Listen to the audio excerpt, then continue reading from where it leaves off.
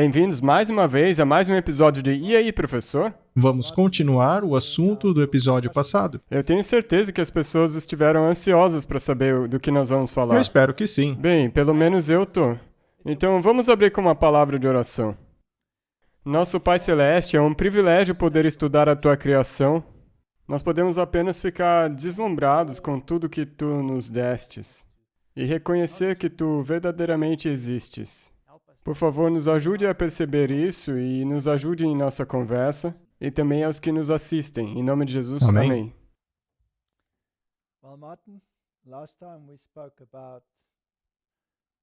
Como tudo isso veio à existência? Toda essa beleza que você vê aí. E, na verdade, a própria habilidade de ver, com todo o seu sistema complexo envolvido, foi uma explosão do nada. E por falar nisso, se a gente for olhar para um olho, não existe nenhum tipo de câmera nesse planeta que pode imitar o olho, Exatamente. com um sistema de foco e diferentes cores, e tem que ter tantos settings. Só para, se você pegar a câmera de um lugar e trazer para o outro, você tem que ajustar tudo de novo. O olho faz tudo isso de maneira automática, com a profundidade. Os meus estão ficando velhos, eu preciso de um pouco de assistência agora. Mas eles voltarão ao estado original. Sim, mas você tinha bons olhos quando você era pequeno. O tema é No Princípio, parte 2. Nós falamos a respeito do Big Bang, falamos o que a ciência diz sobre o Big Bang. Em nosso último episódio, falamos sobre o fato de a ciência alegar que tudo no universo veio de uma explosão do nada. Estávamos falando sobre 10 perguntas. A nona pergunta é: a evolução das moléculas da vida exigem condições ambientais totalmente diferentes para virem à existência sem enzimas? E algumas nunca foram produzidas sobre nenhuma condição ambiental simulada. Sendo assim, por que nos apegamos tanto a essa explicação para a origem química da vida? O Big Bang produziu todos os elementos, segundo eles. Estes elementos, basicamente, são a tabela periódica. Ok. Tudo o que está lá. Um deles é o carbono. E a vida está no carbono, no hidrogênio, oxigênio. Como combinar esses elementos para criar moléculas exigidas para a vida? Isso requer um tipo diferente de evolução. E tem que ter acontecido de maneira natural, já que eles excluem Deus da equação. Então, não existe um agente organizador. E nós nem sequer olhamos a algumas das outras questões, como a complexidade redutível e todas as outras questões. Nós já vamos ver isso. Então, como estas substâncias necessárias para a vida vieram a existir em primeiro lugar? Porque tudo que você teve foi uma explosão do nada, que deu origem a tudo. Mas, segundo eles, para que isso acontecesse, o tudo tinha que virar um pontinho de novo, explodir mais uma vez, multiplicar-se em fusões nucleares para criar elementos para a evolução das moléculas. Só assim a vida poderia surgir. É algo gigante. Além disso, as reações que têm sido simuladas geram apenas moléculas canhotas e destras. Mas a vida pode apenas utilizar as moléculas canhotas racêmicas, e não há mecanismo aleatório que permita isso. Além do mais, a atmosfera primitiva teria que ser uma atmosfera redutora, desprovida de oxigênio. Mas, se a água é essencial para a evolução da vida, então, na ausência de uma camada de ozônio, a radiação cósmica teria dividido a água em radicais de hidrogênio e oxigênio. Nunca poderia ter sido uma atmosfera redutora. Parece complicado, não é? É. Vamos explicar. Por favor. Muito bem, vamos dar uma olhada. Como obter moléculas orgânicas de maneira natural? Muito bem, este é o famoso experimento de Stanley Miller. Por meio desse experimento, ele postulou uma sopa com elementos nela junto a uma atmosfera. Mas perceba que é um sistema fechado. Tudo ali está fechadinho. A atmosfera dele possuía metano, amônia e hidrogênio. Então veja que há nitrogênio ali, carbono e hidrogênio, mas não há oxigênio. Sim. Então esta é uma atmosfera redutora. Porque se você colocar oxigênio ali, nada vai acontecer. Pois no momento em que você criar algo, ele será oxidado e queimado. Então nunca podemos obter moléculas de maneira natural se você tem uma atmosfera com oxigênio nela. Ao mesmo tempo, para que algo possa existir, é necessário dissolvê-lo em alguma coisa, que é a água. E a água tem oxigênio? Sim, a água consiste de hidrogênio e oxigênio, e isso cria um impasse. Então, você tem essa atmosfera que não tem oxigênio, mas ao mesmo tempo tem a água ali embaixo. Ora, se não há oxigênio na atmosfera, então, seguindo este modelo, também não poderia haver uma camada de ozônio, pois ela precisa de oxigênio. Em nosso planeta, a camada de ozônio é o que protege esta Terra da radiação cósmica. Então, sem oxigênio, haveria uma enorme radiação atingindo nossa atmosfera. Entende? Sim. Agora, se existe água, então haveria vapor de água na atmosfera, que consistiria de hidrogênio e oxigênio. Quando a radiação cósmica atingisse a atmosfera, o oxigênio seria separado do hidrogênio. E aí você teria oxigênio. E não existiria uma atmosfera redutora. E nada aconteceria. Mas veja como ele foi espertinho. Ele criou um sistema fechado. Então ele colocou faíscas ali naquela atmosfera para simular a radiação, todo aquele clima, o que resultava em reações químicas. E, finalmente, após abrir esta torneirinha aqui, você teria moléculas orgânicas. Uau! Então, pronto, sabemos como a vida começou, como moléculas orgânicas vieram à existência. Mas a grande falha desse experimento é que, apesar de a atmosfera dele não ter oxigênio, ele incluiu a água no processo. Esta é a grande falha. Mas essa não é a única. Ainda tem mais, vamos ver.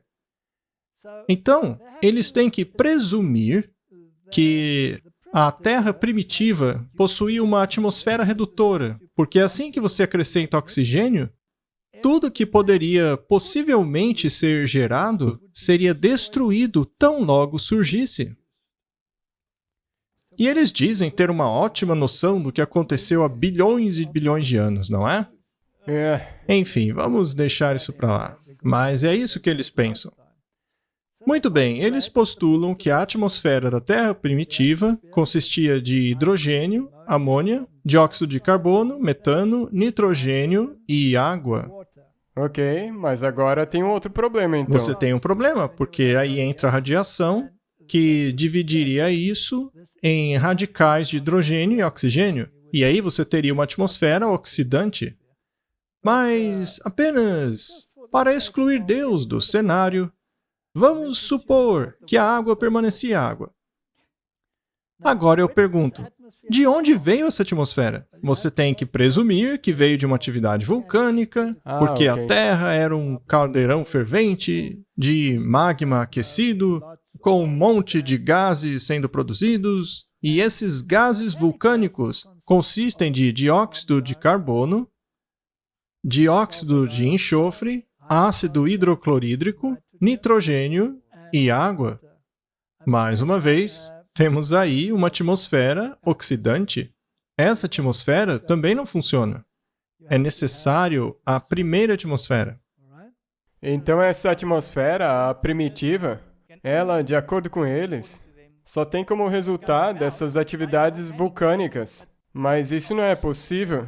Exatamente. Isso cria um problema. Então eles precisam automaticamente presumir que no passado os gases produzidos eram diferentes do que são hoje. Ora, mas isso vai contra o princípio uniformitariano, que diz que tudo no passado deve ser explicado pelas coisas do presente.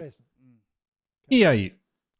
E veja que a nossa atmosfera atual não funciona também, porque ela possui dióxido de carbono, oxigênio, que está na água, nitrogênio, água e alguns gases inertes. Então, essa atmosfera também não funciona. Então, tem um problema aí. Muito bem. Se você fizer este experimento combinando algumas destas moléculas, então você pode obter moléculas primitivas, como aminoácidos, por exemplo. Ok. Muito bem, vamos dar uma olhada nos aminoácidos. Temos aí duas formas de aminoácidos. Vamos chamá-los de misturas racêmicas. Temos os aminoácidos L e os aminoácidos D. É como a sua mão esquerda e a direita. Uma é uma imagem espelhada da outra. A sua mão direita não é igual à esquerda. O polegar fica num lado diferente. Uma é uma imagem espelhada da outra. Assim como suas duas mãos são imagens espelhadas, esses aminoácidos são imagens espelhadas uns dos outros. Sim, tô vendo. Esse daqui é um aminoácido L, que é um aminoácido canhoto, enquanto esse outro é um aminoácido destro. Ok? Ok, exato, eu entendo. Agora, a vida utiliza apenas aminoácidos L. Mas, ao obtermos aminoácidos naquele experimento, acaba surgindo um problema, porque os aminoácidos produzidos são tanto L como D.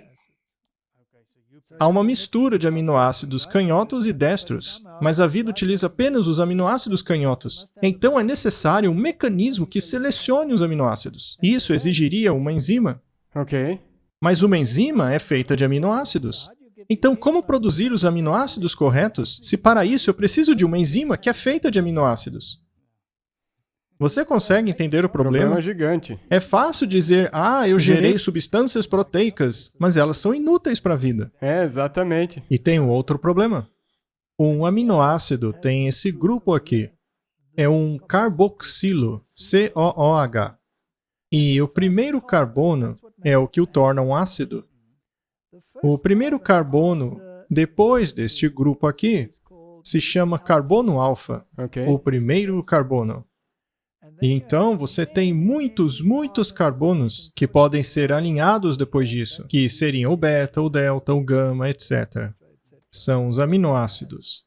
Então, esse aminogrupo aqui, que o torna um aminoácido, está sempre ligado ao carbono alfa. Mas não existe razão por que ele não possa estar atrelado aos carbonos subsequentes, como o beta, etc. Ok, então o que faz estar conectado no primeiro? Então, se você pega essa mistura aleatória, você vai ter aminoácidos canhotos, aminoácidos destros, também terá alfa, beta, delta, gama, qualquer um desse espectro, só que a vida utiliza apenas um aminoácido canhoto. Que mecanismo precisa existir para selecionar os aminoácidos corretos em meio a todos os outros? Porque se você fizer uma proteína e acontecer de haver uma que não seja alfa ou uma que não seja canhota, é inútil, não funciona. Martin, temos aí uma característica clara de projeto, mas para eles não existe um projetista porque não existe Deus. Ora, como se consegue isso então? Então, eles conseguiram essa poça de coisas ali, de moléculas proteicas, e ficaram todos empolgados.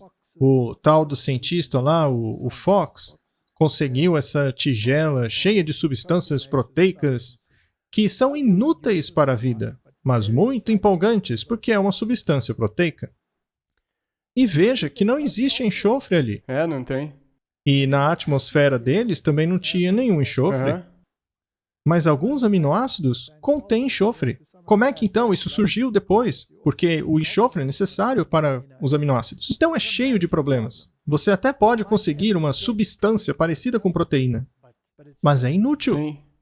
É inútil sem um mecanismo que faça a seleção necessária. E esse mecanismo está na enzima.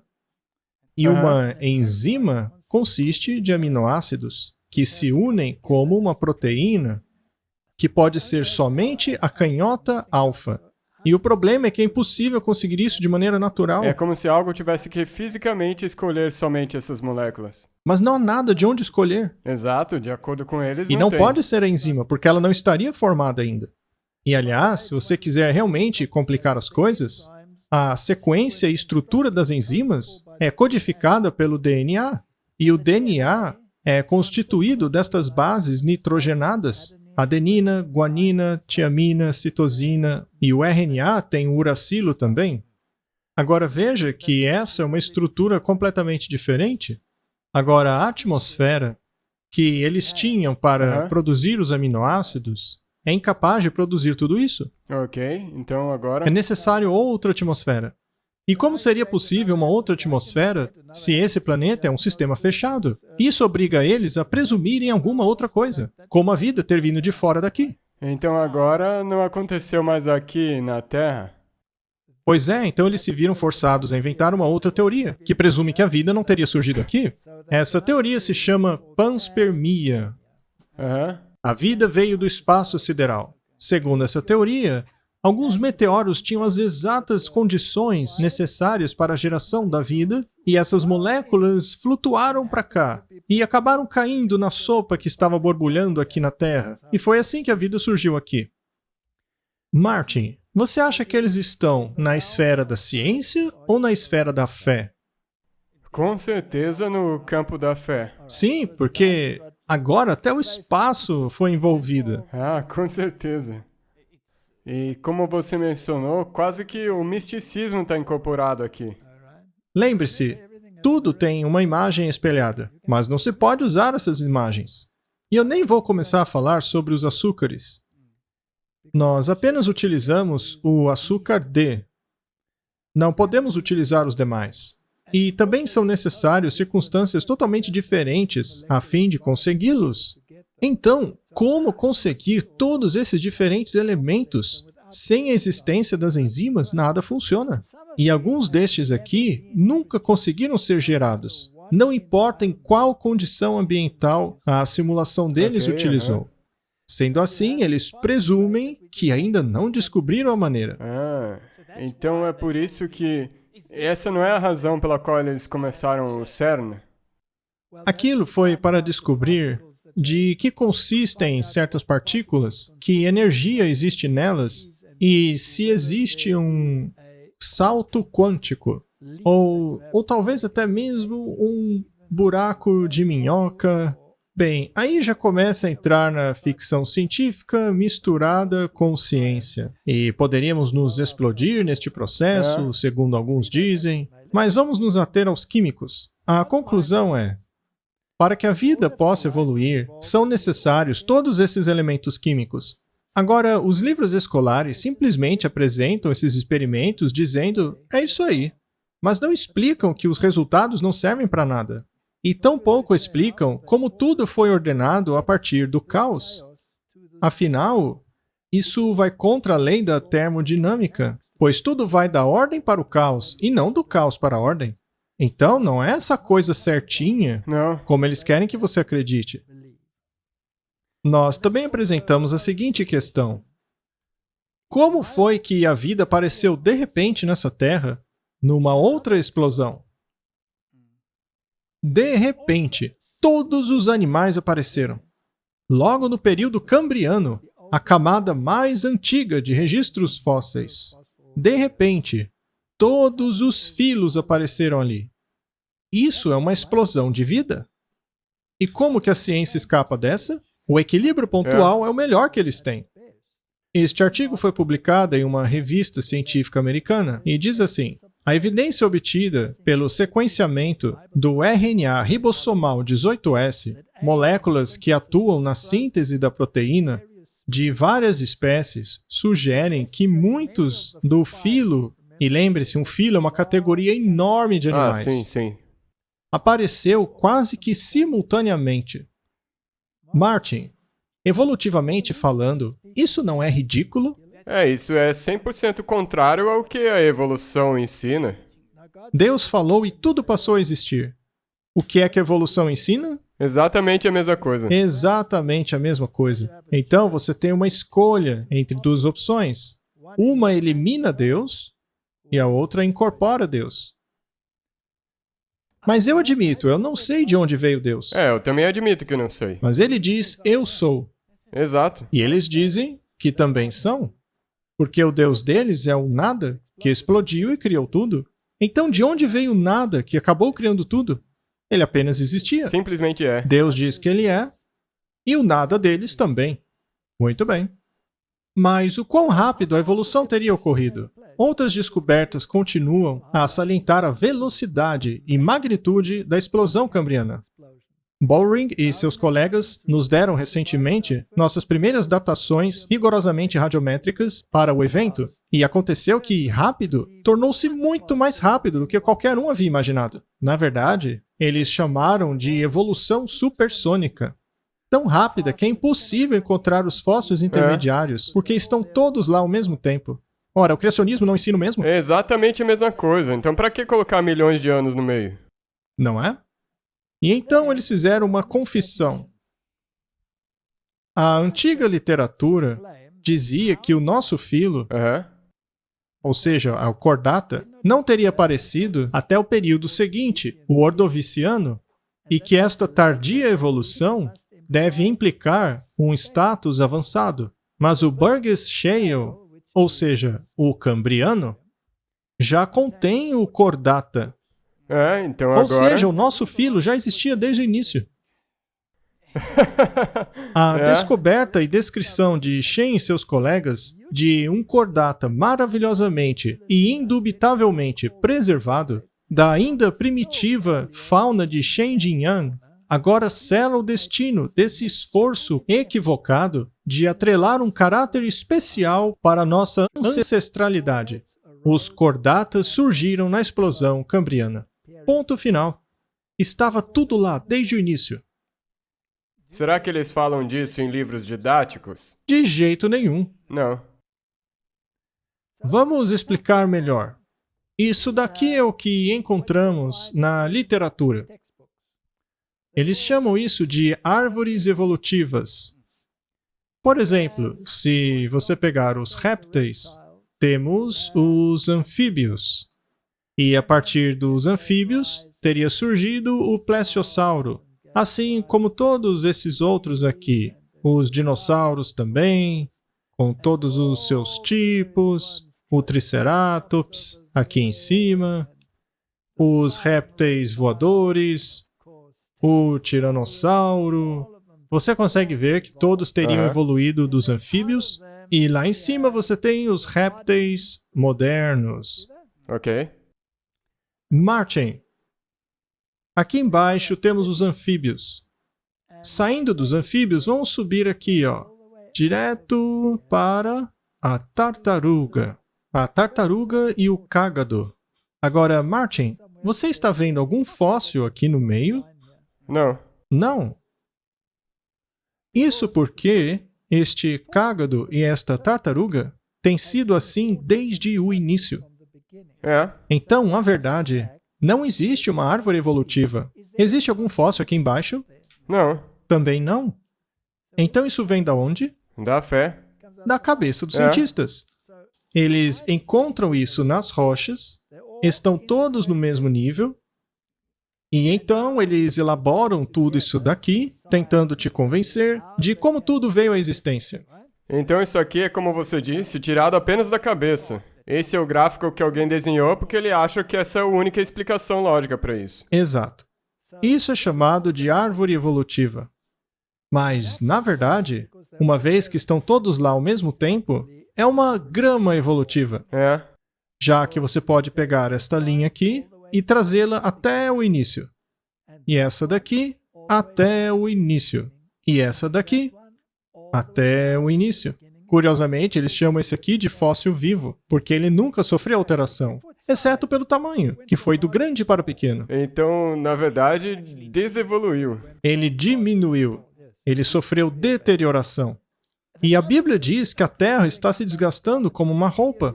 Tudo dentro dela está deteriorando. Se você pegar, por exemplo, o tempo de vida dos homens, costumava ser 900 e poucos anos no início, hoje, com sorte, você chega aos 80.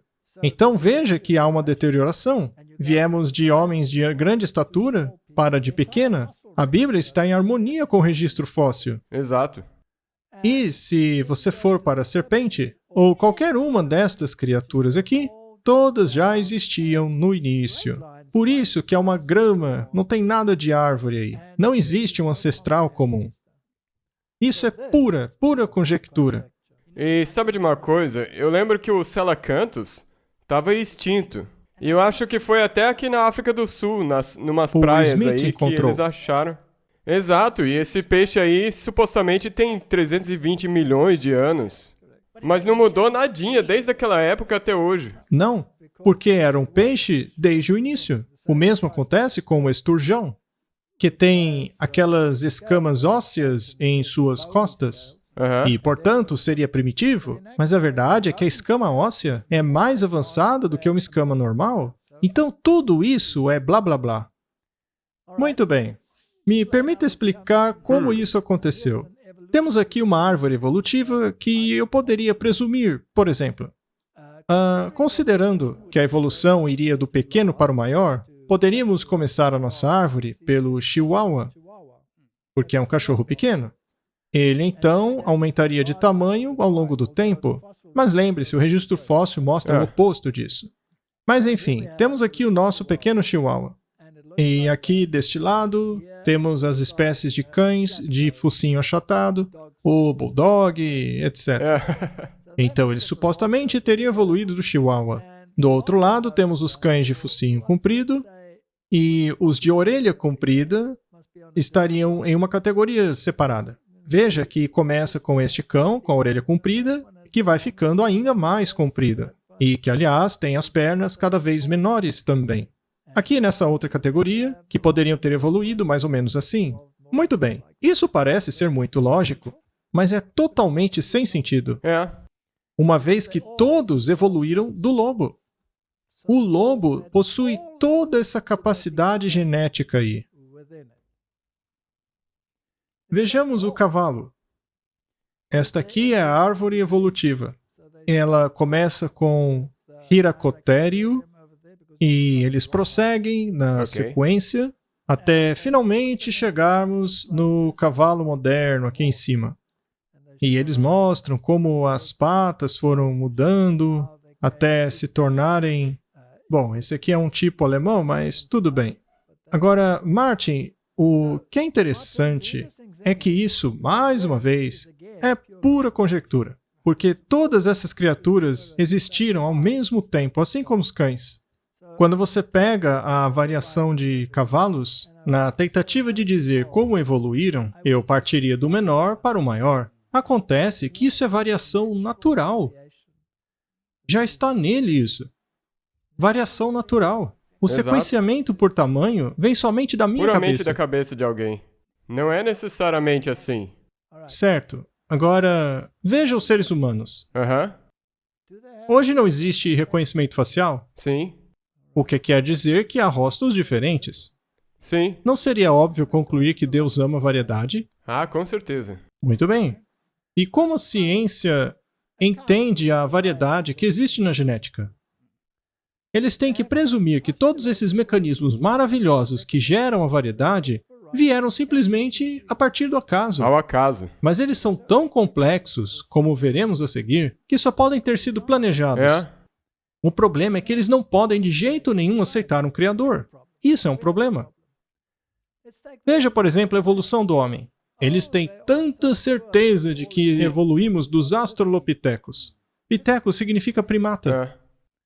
Eles criaram essas árvores evolutivas que nos mostram como o homem evoluiu, e de uma dessas variações, finalmente surgiu o hominídeo, que parece-se com o homem moderno. Isso seria a evolução. Então, a partir do primitivo até o moderno. Eles presumem isso como uma árvore evolutiva, mas não é uma árvore, é mais uma grama. Todos juntos. Todos estavam ali ao mesmo tempo. Então, todos os macacos que temos e os seres humanos que existem, com toda a sua variedade, já existiam desde o começo. início. A variedade dos primatas existe dentro das espécies primatas. A variedade da humanidade, com seus formatos, tamanhos e formas, existe dentro dos genes originais de um par, com a capacidade de originar todos os outros. De variar. Mas como funciona essa capacidade de variação? Você se lembra que falamos a respeito de genotipo e fenotipo, sim. explicando o que eles são? O genotipo são todos os genes em um organismo.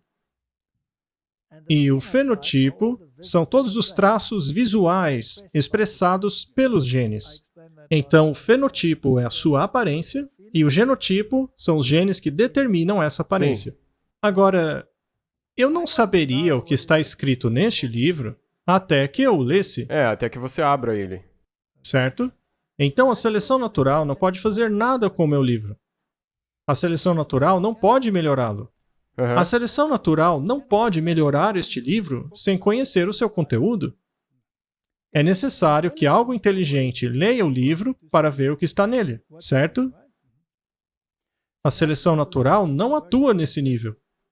Vamos tentar explicar melhor. O livro seria o genotipo. O fenotipo seria o resultado do genotipo. Por exemplo, imagine que o livro contenha as instruções para a construção de um avião. Sim. O avião construído seria o fenotipo.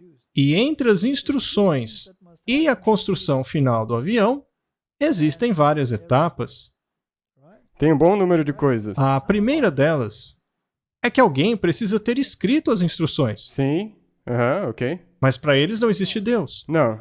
Então tem que ser pelo acaso. Deus nunca idealizou as instruções. Foi a sorte. É isso o que presume a teoria evolutiva. Para eles, o acaso escreveu o livro. Mas ainda que eu tivesse as instruções, não quer dizer que eu teria o avião. Você só tem a informação. Eu nem sei se esse avião voa. Exato. Como saber se ele voa? Eu tenho que Para construí-lo. ver se voa mesmo, você só pode usar o fenótipo. Você está entendendo, hein? Você gosta desse tema, não é? Sim, muito. Porque agora, esses genes, eles simplesmente representam instruções de coisas que têm que ser montadas para então poder... E nós já falamos sobre o surgimento do livro. Toda aquela conversa sobre moléculas, etc. Mas suponha que ninguém tenha escrito o livro, ok? As instruções teriam apenas aparecido. E as instruções são o projeto do avião. Bem, para construir o avião, é suficiente apenas ter as instruções? Não. Você tem que ter os materiais. Primeiro você tem que ter o material descrito no livro. E daí? E depois um engenheiro. Alguém que possa montar. E depois um Exato. construtor. Agora, Martin, se eu simplesmente desse a você todo o material do avião, suponha que eu tenha te dado o metal do avião, e lhe dissesse, agora construa as asas, o motor, as rodas, você não precisaria de uma fábrica? Sim, com certeza. Você não precisaria de ferramentas para construí-lo? Sem esse equipamento, haveria um avião? Não. Sem o equipamento, não adianta nada. Você só vai ter as instruções. Você tem que montar ele a Muito partir bem. das diferentes... O ponto é o seguinte. Não é suficiente ter o livro. Exato. Você ainda precisa de todo o equipamento, além dos engenheiros, além dos construtores, para que finalmente você chegue no avião, no produto final e funcional. Eu não coloquei nada ali no meio dos dois, mas todas essas etapas intermediárias teriam vindo da onde? Bem, de acordo com eles, provavelmente o acaso.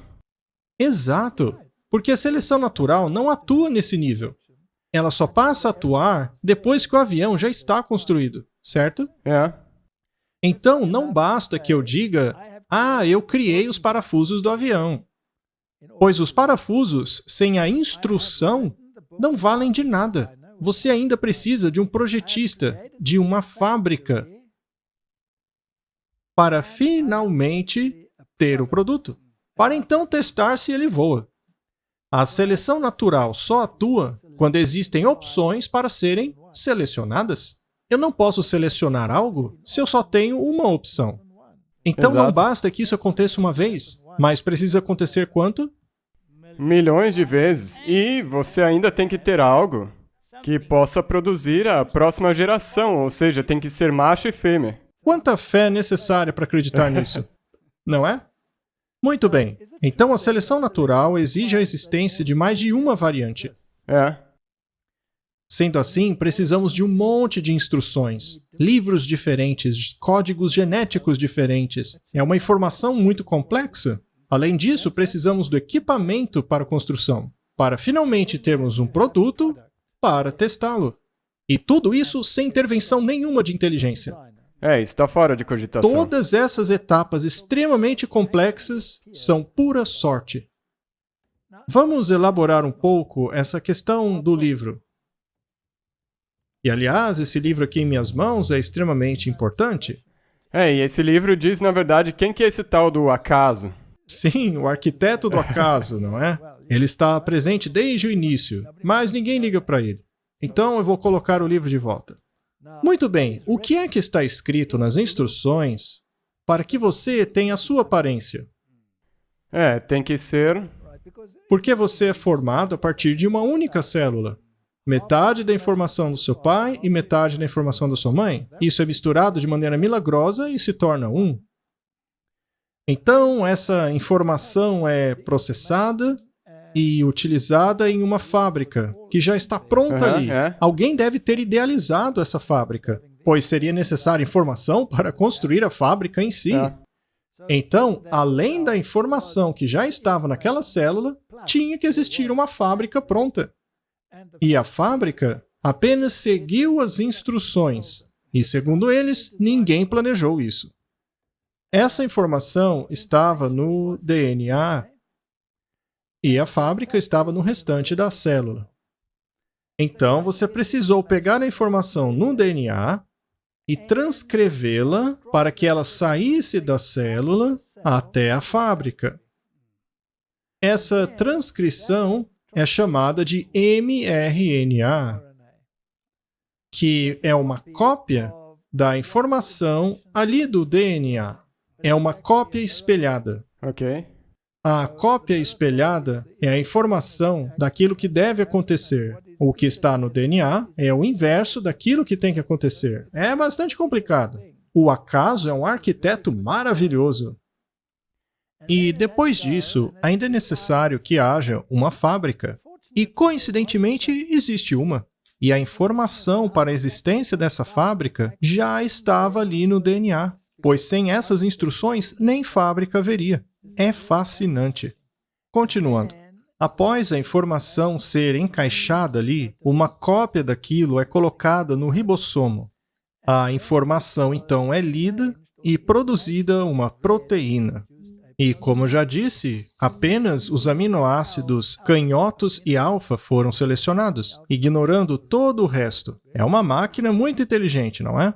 Eu acho que vale a pena nós darmos uma olhada em um vídeo que mostra de maneira muito interessante este processo. É realmente muito bem feito, veja só.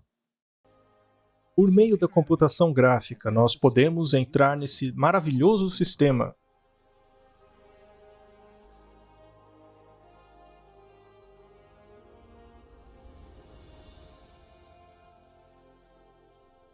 Após entrarmos no coração da célula, podemos ver as linhas de DNA firmemente ligadas. Estas são as instruções necessárias para construir cada proteína de um organismo.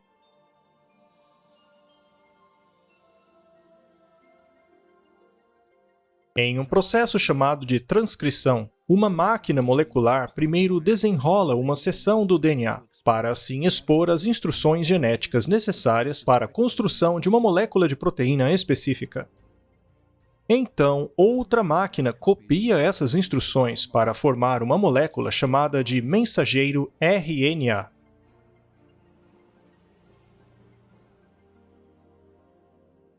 Após a transcrição estar completa, um fino cordão de RNA carrega a informação genética através do complexo de poros do núcleo. Estes são os controladores de tráfego daquilo que entra e sai do núcleo.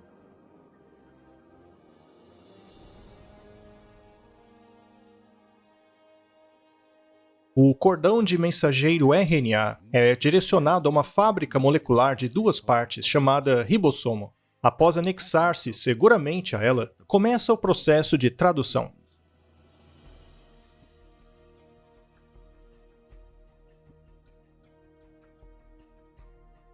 Dentro do ribossomo, uma linha de montagem molecular constrói uma cadeia de aminoácidos especificamente sequenciada.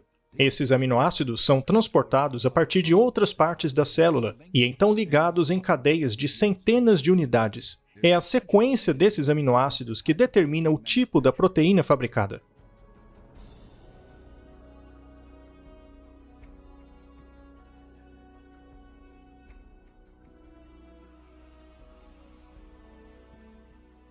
Quando a cadeia é completada, ela é transportada para uma outra máquina que irá dobrá-la de uma maneira específica para que possa desempenhar a sua função.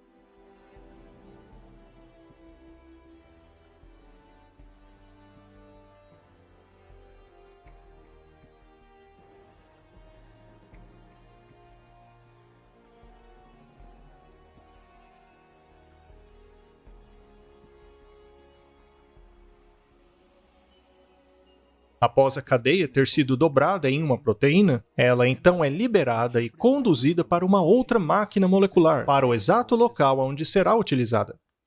Tudo isso para produzir apenas um pequeno subcomponente. Impressionante, não? E a seleção natural não atua nesse nível. Ela atua somente depois que o produto final já está pronto. E eles dizem que tudo isso aí passou à existência por sorte. É muita fé, não é? Bem, você precisa de uma quantidade tremenda de fé, se você quiser acreditar que isso aconteceu pelo acaso. Tudo por acaso. É incrível, não é? Então, Martin, você tem milhares de genes.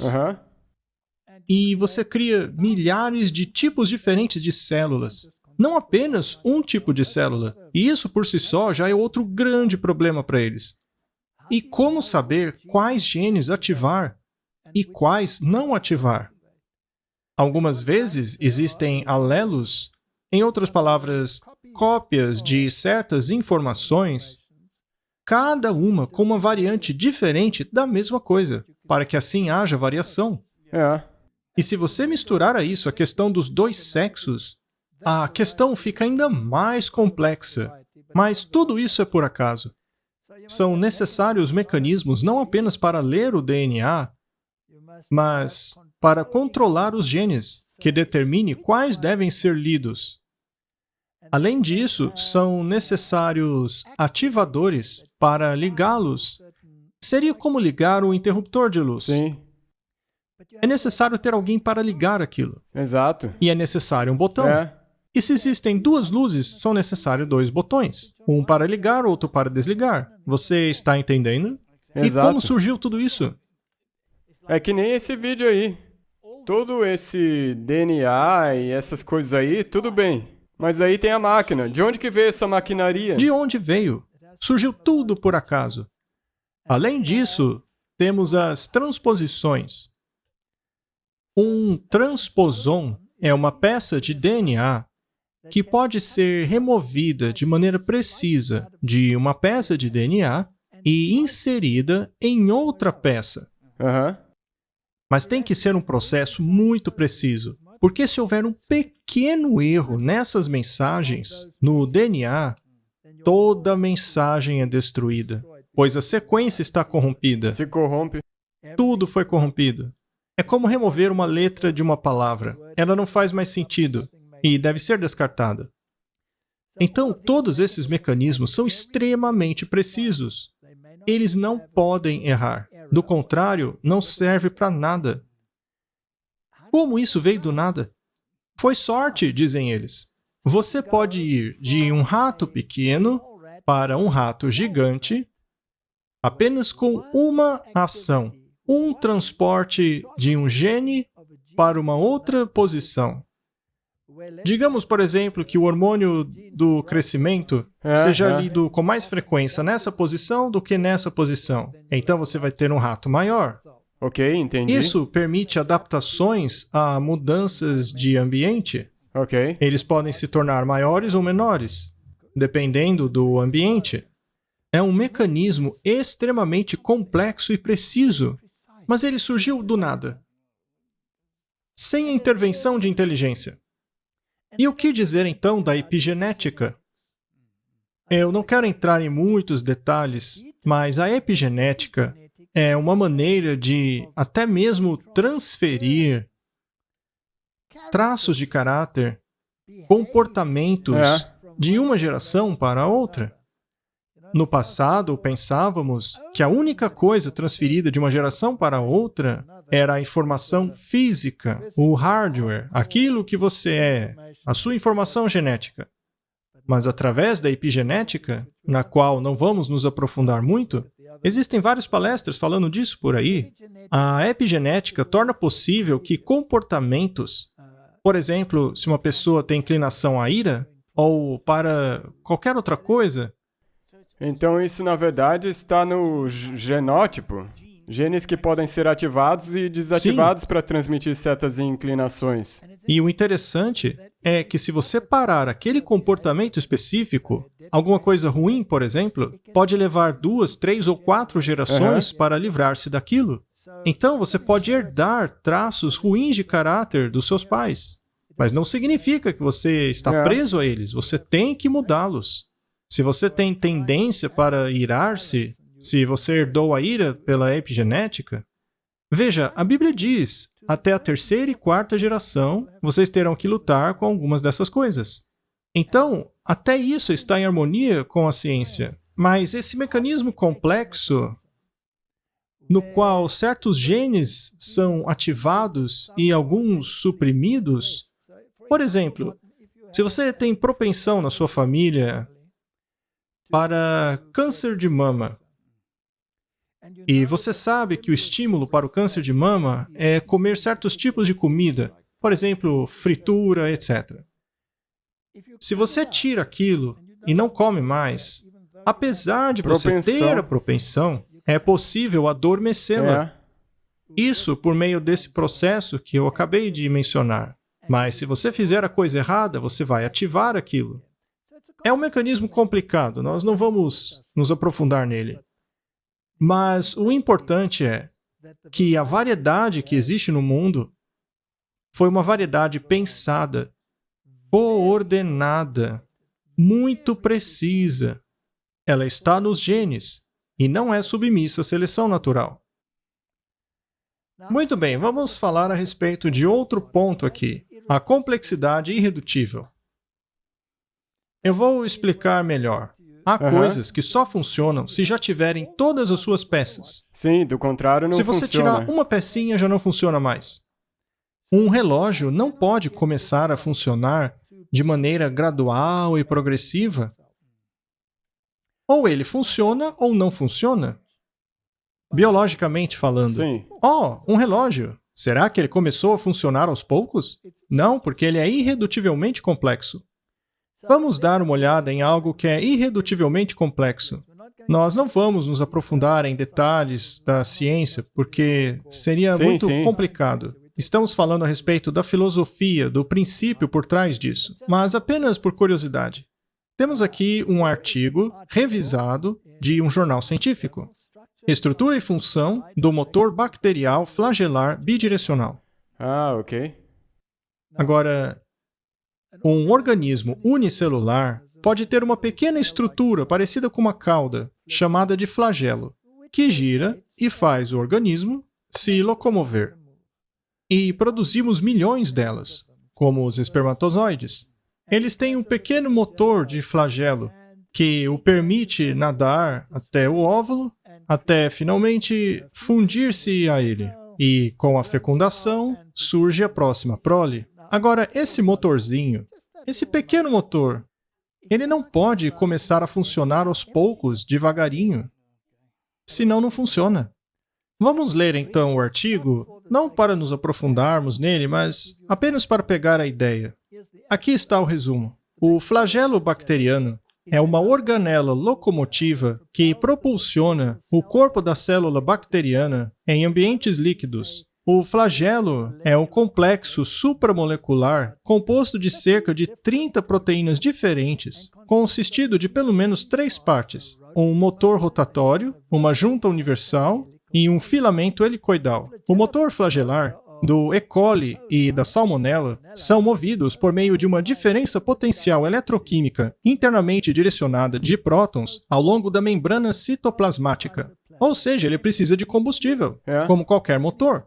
Esse motor flagelar consiste de um rotor feito a partir de todas essas proteínas aqui e de uma dúzia de estatores consistidos disso e mais daquilo, que também agem como um botão molecular, o que permite ao motor girar tanto no sentido horário como no sentido anti-horário. Ou seja, o negócio tem até marcha ré. Cada estator é ancorado à camada peptidoglicana por meio do domínio perioplásmico C-terminal desse negócio aqui e atua como um protocanal para alinhar o fluxo por meio do canal com geração de torque. Olha, tem até um gerador de torque. Trata-se de um motor extremamente sofisticado. Basta tirar um desses elementinhos aí e o motor já não funciona. Mas não acabou ainda. Veja só a aparência dele. Então, nessa imagem, vemos os componentes. Veja só esses anéis compostos de proteínas. Ele pode ir para frente, para trás, pode até mesmo desviar de obstáculos. Ele pode acelerar, diminuir a velocidade. É um motor de verdade. Mas basta tirar uma pecinha e ele quebra. Como isso daí veio à existência? Pelo acaso. Você acha que acabou? Ainda não, veja só. Esse é um diagrama esquemático da bactéria movida por prótons e de motores flagelares movidos por sódio. Esse motor é extremamente eficiente. É melhor do que um motor de carro ou qualquer coisa que já tenha sido projetada por humanos. Olha só como ele é complexo. Tire uma pecinha e já era. Não serve para nada. Portanto, é impossível que isso tenha começado a funcionar aos poucos. Vejamos agora o cloroplasto. Isso é a estação elétrica do nosso planeta em termos de vida. É isso aí que cria energia a partir da atmosfera. Isso aí utiliza a luz do Sol para criar moléculas que lhe permitem viver. Ele produz energia na forma de carboidratos e consiste nessa estrutura aqui. É uma cadeia de transporte de elétrons que captura a luz solar e, juntamente com a água e oxigênio, acaba produzindo essa magnífica reação química que vai resultar em aminoácidos, ácidos graxos e exporta sacarose. Aí está, Martin. Veja só. É uma estrutura magnífica. Remova um componente dela e nada funciona. Não funciona, E a vida na Terra depende disso aí. Segundo eles, isso apareceu um dia de repente. E fica melhor a cada vez. Dá até mesmo para começar a pensar que essas pessoas que alegam ser tão espertas, inteligentes, em atribuir essas coisas aí ao acaso, não são tão espertas assim, Mas não. eles não dizem isso. Eles embrulham tudo em jargões científicos para que pareça que tudo é possível, mas eles escondem todas essas questões problemáticas. É mesmo. Se a gente voltar para aquela imagem que você mostrou, aquela árvore evolutiva que simplesmente foi extraída da mente de uma pessoa, eles não falam isso. Eles não falam dos problemas. Poucas pessoas sabem da complexidade maravilhosa desse sistema. As pessoas acham que é muito simples. Você pega o oxigênio, a água, o carbono e pronto, aqui está. O produto necessário para que haja vida na Terra. Mas poucos sabem da complexidade desse sistema. Agora, voltemos um pouco ao registro fóssil. Veja os insetos, por exemplo. Eles sempre foram insetos. Todo esse processo evolutivo dos insetos só está na cabeça dos cientistas. É como aquele exemplo que demos de pegar um cachorro pequeno e ir sequenciando até o cachorro grande. Mas não é isso que está no registro. Todos já estavam lá ao mesmo tempo. Aqui temos o fóssil de um inseto. Ele é exatamente como os atuais, exceto pelo tamanho. Veja só isso aqui, é muito interessante. Aqui à esquerda, temos uma libélula. Temos libélulas com asas únicas e asas duplas. Curiosamente, temos helicópteros com um rotor e helicópteros com 2 rotores. Você sabia que o helicóptero foi projetado baseando-se na libélula? Eu já ouvi falar disso. Os engenheiros se inspiraram na libélula. Mas tem um problema aí, porque a libélula tem asas fixas.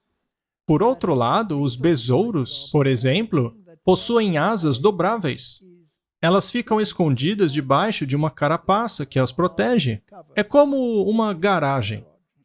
Elas precisam ser dobradas para caber lá. Agora, a grande questão é a seguinte. Eles dizem que a libélula é um animal mais primitivo do que o besouro, porque o besouro pode dobrar sua asa para guardá-la. O problema é que no registro fóssil não existe um meio termo entre os dois. Só existe um ou outro. Isso os obriga a presumir que um surgiu apenas após o outro. Esse aqui deve ter vindo primeiro porque o outro é mais avançado. Porque ele pode dobrar e é mais complexo. Você pensa ser mais complexo. Mas, curiosamente, o helicóptero foi baseado aqui no primeiro. Então imagine o que aconteceria se a gente usasse asa de besouros. De acordo com ele. Mas enfim, a questão é que não há evidência da evolução de um para o outro. Agora vamos aos olhos. O olho do inseto é um olho composto. Ele tem uma estrutura complexa de espelhos. Esses espelhos são homitídeos. Eles são todos compactados, sendo parte de uma figura compósita. A partir de todos esses espelhos, o cérebro do inseto tem que fazer uma imagem. Agora, isso é tão complicado que é irredutivelmente complexo. Se você tirar um componente, acabou tudo, não funciona mais.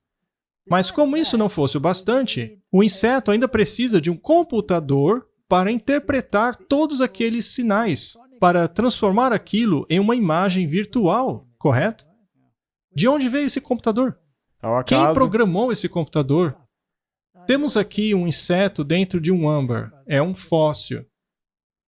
É a primeira aparição de um olho completo dentro do registro fóssil. Veja como ele está totalmente formado. Isso porque é impossível que esse olho tenha surgido aos poucos. Porque daí não teria como funcionar. Ele não funcionaria? É complexidade irredutível. Os fósseis provam que os insetos sempre foram assim. Aqui temos o fóssil de uma formiga. E veja só a piadinha aqui. Nossa, Fred, 60 milhões de anos? E você não mudou nada, hein? Isso porque não há nada nos fósseis que mostre qualquer tipo de evolução, porque eles sempre foram como são Elas hoje. se parecem exatamente igual. Exceto pelo tamanho.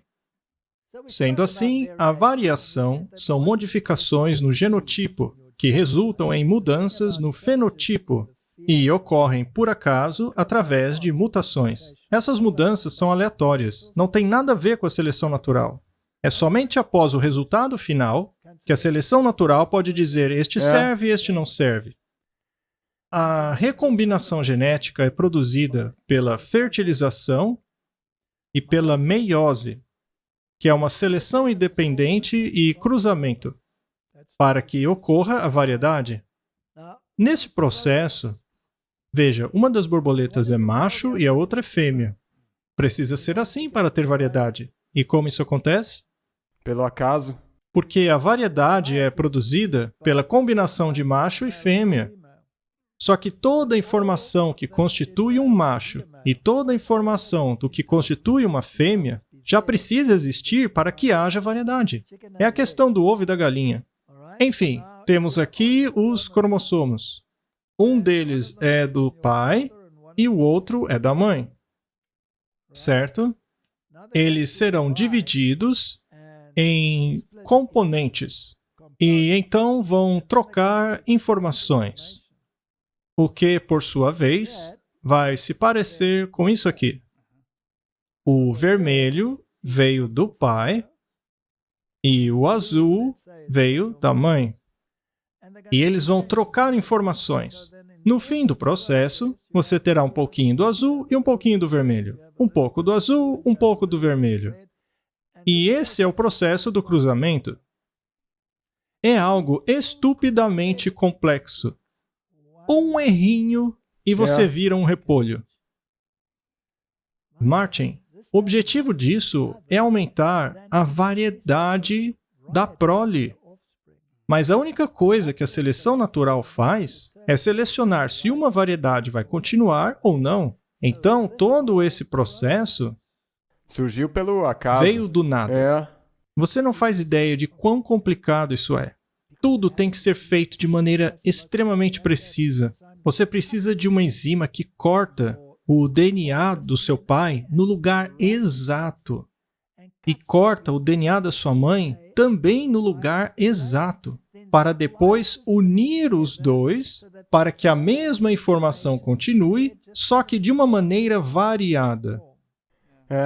E tem que ser exatamente naquele local, porque se for uma fração de segundo mais cedo ou mais tarde, aí já era. Tudo dá errado. Então, Martin, esse mecanismo complexo que produz variedade na prole é um sistema tão complexo que é de fritar a cabeça. Se você analisar todos os detalhes de como acontece, quais enzimas estão envolvidas no processo, como as enzimas replicantes têm que trabalhar, como as enzimas editoras vão seguindo o processo para conferir se nenhum engano foi cometido. É uma coisa assustadora. Como tudo isso surgiu sem inteligência? Sem um projetista? É o que eles dizem. Veja só o processo. Você faz o cruzamento e acaba pegando um pouquinho de um pouquinho do outro, e isso milhares de vezes. É uma coisa tremenda. Muito bem, vamos recapitular. Martin, você acha que é necessário muita fé para presumir que todos esses mecanismos que produzem a variedade, macho e fêmea, todo o sistema que cria essa variação por meio do cruzamento de genes, resultando em todas essas possibilidades, de uma maneira absurdamente controlada e precisa, tenha surgido por acaso? É uma fé absolutamente insana. Ao mesmo tempo, também precisamos de fé para acreditar em Deus. Então temos uma balança. Você deve pesar as evidências e escolher no que você quer acreditar. E se você inserir a profecia nisso tudo? Aí então você vai ter... E se o arquiteto dizer para você, com licença, eu sei que você não acredita em mim, você acredita que é tudo por acaso. Bem, e se eu lhe dissesse o que vai acontecer daqui a 1000 anos? Se eu lhe disser que no ano tal, no lugar tal, a partir da linhagem tal, vai nascer uma determinada pessoa que fará isso, isso, isso e aquilo outro. E no que se refere aos reinos do mundo, me permita dizer a você que quando terminar um determinado reino, virá esse outro, e após 600 anos, virá este outro, e 300 anos depois, este outro, e aí aquela coisa vai acontecer. E depois viria um governante que faria isso, isso e aquilo, e para sua surpresa, tudo acontece. Isso não seria a prova de que esse Deus tem um conhecimento inexplicável? Sim, teria. Isso não é evidência para pôr na balança também? Mas agora em qual das balanças? Na balança se existe Deus ou não. Sim, mas... Você pode pôr no outro lado? Não, porque isso seria um pesadelo. Muito bem, já entendi. Ok, vamos para o final então. Temos mais algumas coisas para falar. A Bíblia diz que houve uma inundação universal, o dilúvio. Os geólogos dividem as sequências das rochas naquilo que eles chamam de coluna geológica, certo? A camada mais antiga, onde estão os macrofósseis, é a Cambriana, aqui embaixo. Foi a partir dela que começou a macroevolução na direção dos animais maiores. Foi a partir dali que começou. Então, pela lógica, os animais estariam evoluindo ao longo de todas essas camadas. Os animais mais primitivos estariam aqui embaixo, na Cambriana, e os mais avançados aqui em cima. Mas como vimos, todos já aparecem aqui embaixo, numa na Cambriana. explosão só. É a chamada explosão cambriana. Esse é o primeiro problema. O segundo problema é que, conforme você vai subindo, você acaba chegando no período quaternário, o período no qual, segundo eles, surgiram os mamíferos e também os seres inteligentes. Mas antes de chegar lá, existe uma camada chamada Cretáceo. A palavra Cretáceo significa giz. Ok. Veja só, ela tem aparência de giz, não é? Então, vamos subir. A gente começa ali embaixo, no Cambriano, e vamos subindo, subindo, até chegar no Cretáceo, aqui. Agora perceba que a camada que antecede os animais que temos hoje é uma camada de giz. E essa camada de giz é universal. Sobre a Terra inteira? Ela pega a Terra inteira. Mas do que ela é feita? Aham. Essa camada é feita de organismos de carbonato de cálcio. Ok. Ou seja, organismos marinhos. É uma camada de giz. Quando você escreve num quadro com giz, você está escrevendo com fóssil. Esses serizinhos aqui são pequenas conchas unicelulares, de criaturas unicelulares. Além disso, você também encontra nessa camada de giz todas essas conchas marinhas, assim como micro-organismos e criaturas como essas. Todas elas estão nessa camada de giz. E essa é uma camada sobre a Terra inteira? Essa camada cobre toda a Terra ao mesmo tempo. Aqui, por exemplo, temos uma camada de carvão marrom. Ela é gigantesca, é o maior campo de carvão marrom do mundo. Esse carvão não está enterrado profundamente na Terra, está mais à superfície. Então não é carvão, é parcialmente carvão. E misturado a essa camada, aliás, isso é na Europa, tá? É bem perto ali dos Alpes. E nessa camada de carvão, você tem essa outra camada de giz. Camada de calcário? Ok. Que por sua vez está cheia de organismos marinhos. Esses são os organismos encontrados nela. Ela é repleta de organismos marinhos. Marinhos, ou seja... Estava debaixo d'água. E aqui na foto temos um geólogo. Aliás, ele era um geólogo evolucionista, tá? Ele está explicando como essas camadas de carvão marrom vieram a existir. Eles presumem que antes aquilo era uma floresta, que acabou crescendo ali. Mas de alguma maneira, bem no meio da Europa, tudo ficou debaixo d'água. Porque existe a camada de giz. Ele está segurando um pedaço de giz. Veja só. Você pode usar isso aí para escrever no quadro negro.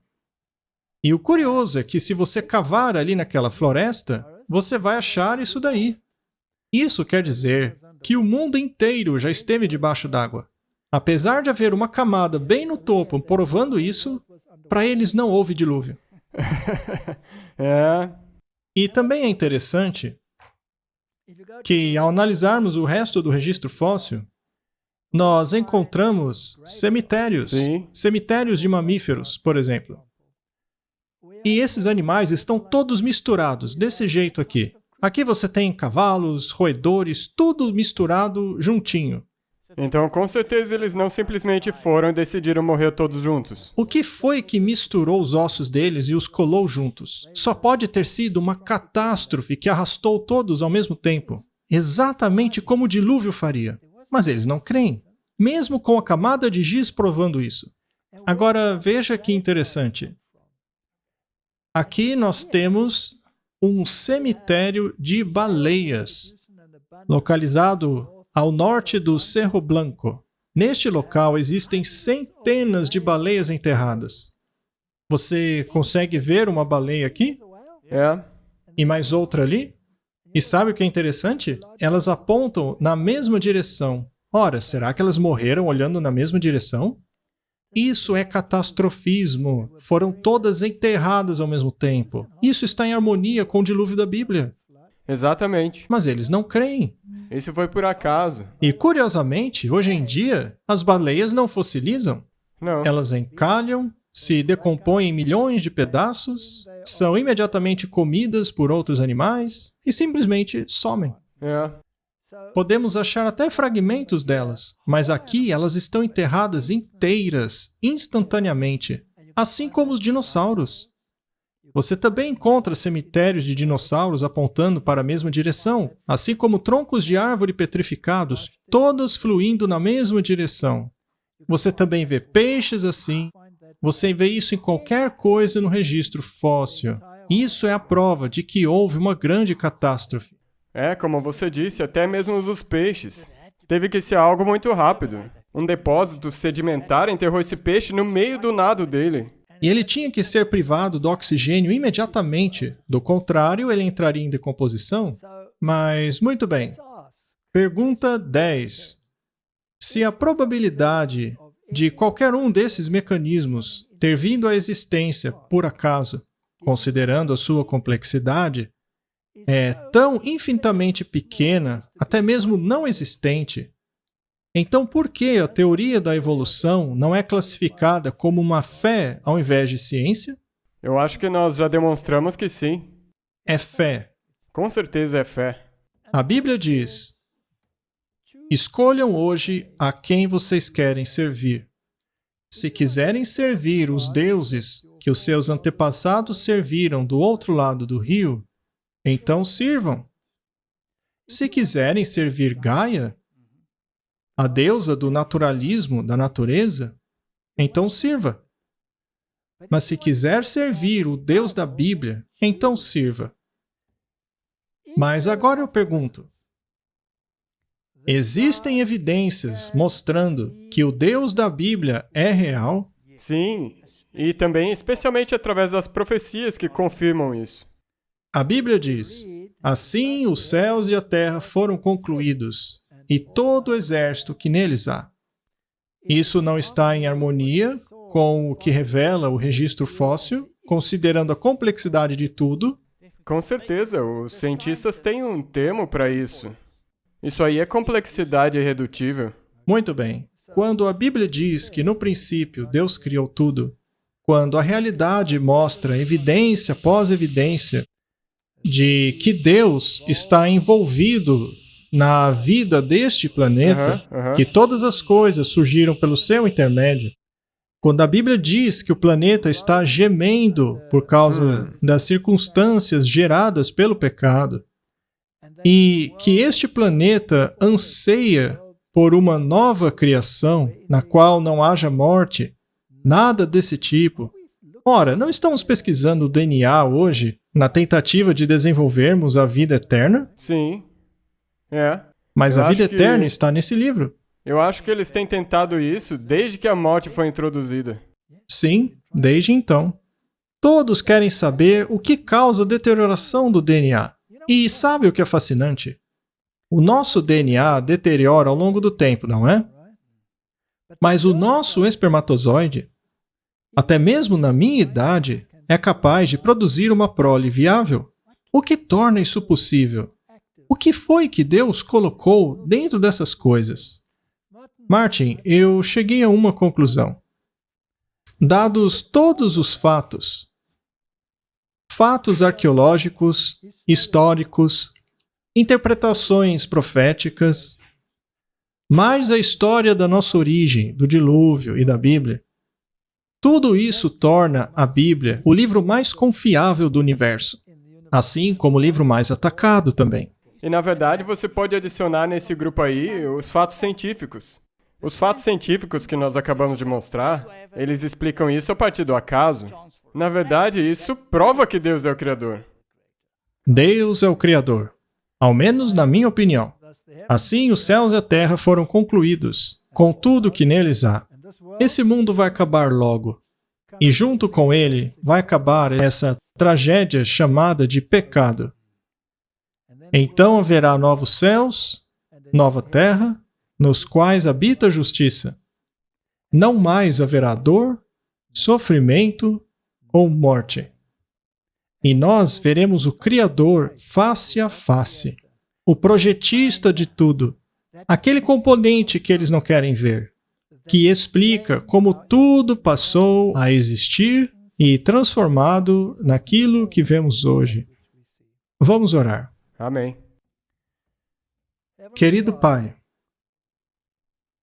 o mundo se esforça para expulsá-lo de cada aspecto da sociedade.